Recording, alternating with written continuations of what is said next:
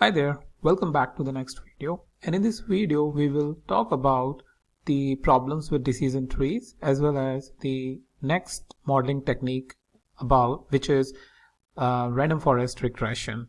So the problem with decision trees is number one, the overfitting or making a very dense tree like this, which has so this is just a representation, but what it indicates is basically you have thousands of branches and hundreds of branches and thousands of leaves, which may result into an overfitting. That means you are restricting your algorithm to the training data a lot, or you are training your algorithm on the training data a lot, and that's why it may not work with the real data or the real world data, or you are using the very last branches and very last leaves, and that's why you are not exposing the algorithm with the more granular details that are available. So in the previous video also I have talked about a trade-off that one can do, but still it has a lot of work, or it creates a lot of problem when you deal with the real life problem, the decision trees.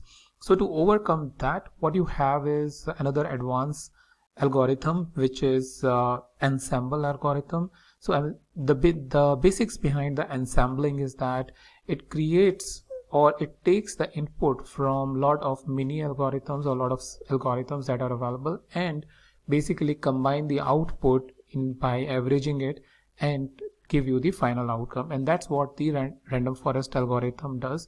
And as the name indicates, its forest is basically the thousands of trees or hundreds of trees. That's what it makes a forest. So over here, just a quick representation that it creates a lot of different trees like this. And then in random forest, what it does is it makes the prediction by averaging the prediction of each component tree, and that's why the result into much better predictive accuracy. Even if you try with the default parameters, like in decision trees, first we tried with the default parameter and then we did the parameter tuning and got the much better accuracy. In random forest, without even doing a parameter tuning a lot, you can get a much better predictive accuracy, though you have the option of tuning the parameters within the random forest as well. So we will see now how we can implement the random forest algorithm within the Jupyter notebook using Python.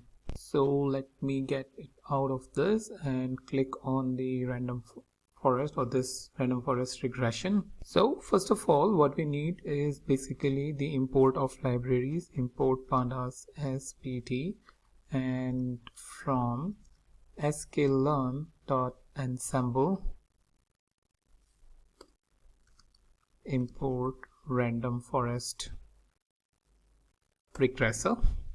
And to create the train test split, we will from sklearn.model selection we can import the train test split, and from sklearn.metrics we can import the mean absolute error, which we have been using. All right, so what I'll do is I will just toggle the header so that we have more screen space. And now if I just go down and import the data, so we have been experimenting with the housing data. So pt.read_csv, and we have boston.csv file. So if I just show you the couple of observation using the head, here we have few variables like crime, nitrogen oxide, RM basically the room average number of rooms, the average number of age, the property, people teacher ratio, the tax values for taxes, the African American population, lower status population, and the median price of the houses. So this is our data set that we have been using. So one thing what we do is basically creating the X and Y.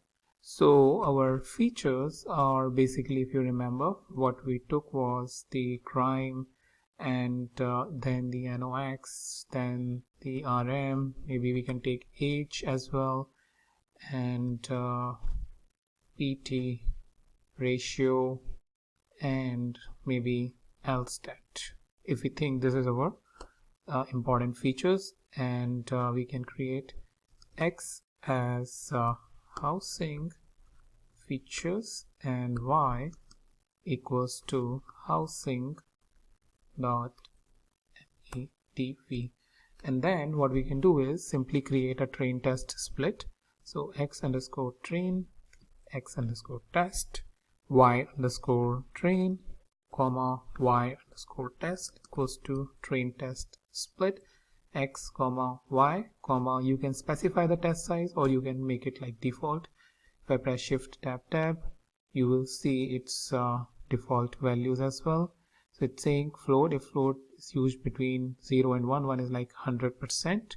If none is the value that is set to the complement, the train size is also none, it will be set to 0.25. So it's a good practice that we have the test underscore size equals to 0.3, which is 30%. And just so that you get the same values that I am getting it over here. So what we have is random underscore state. I was just trying to autofill it. We'll just make it 1.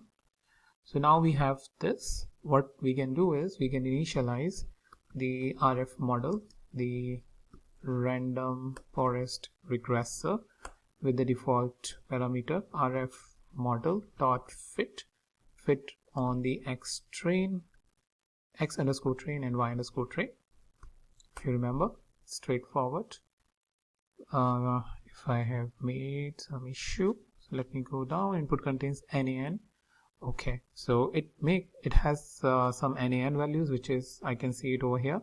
So what we need to do is, one of the straightforward way is to drop wherever the missing values are coming. However, you have various methods like known as the imputing the missing values. You can create models, you can create average, you can fill up with the previous value if that is the best reflector. So it's basically altogether different experimentation techniques that one need to try to fill the values. But for this demonstration, what we can do is we can simply say housing dot drop NA. We will use this function and we will say in place equals to true. Again, I will just rerun all the commands and now it is fitting the values properly. So remember, if there is missing values in your data set, then you will get an error like this. And I just talked about one method, but you have various different methods that you can apply. Alright, so the next thing is we can have the mean absolute error. Mean absolute error, that's the one we have been testing it so far. So mean underscore absolute underscore error first is basically our test, and then using the RF model dot predict using X underscore test. So what it will give is the predicted value, which we can compare it with the Y test. And X test, if you remember, contains only 30% of the value. Same is the case with Y test, so there will not be any issue.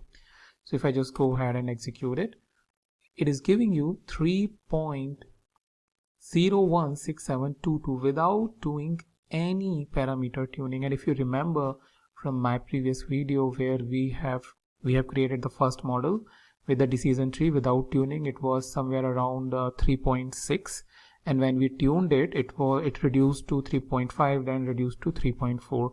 But in this case, without even tuning the parameter, it has created a better model than the decision tree with the mean accuracy of 3.01. So that means we have got the better accuracy in this case. And just think about this, that if we tune the parameters like which is given over here, the different parameters, then what sort of good accuracy that you can basically get it out from this random forest regressor. So this is, you can see, a very simple and very straightforward implementation.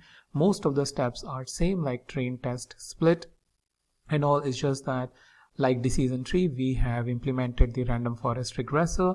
The next step is fitting the model on the training data. So we have X train, Y train, and then we are testing it using the Y test, the actual values against the predicted value on the holdout data set, which is in the X underscore test. And finally, you get this good accuracy.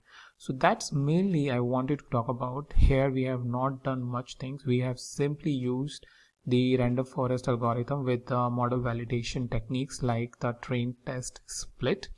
Now there are various other things that one can do to challenge this, because we have just hold out one data set which is in the x underscore test, but there are techniques like the k-fold cross validation, and then to identify the best parameters there are techniques like searching the right parameters using randomized search and couple of other techniques, which really helps us basically identify which parameters are working fine and which are not based on the accuracy that they are testing.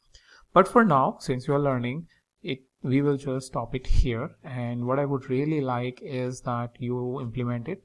You must have seen this video up to here so far.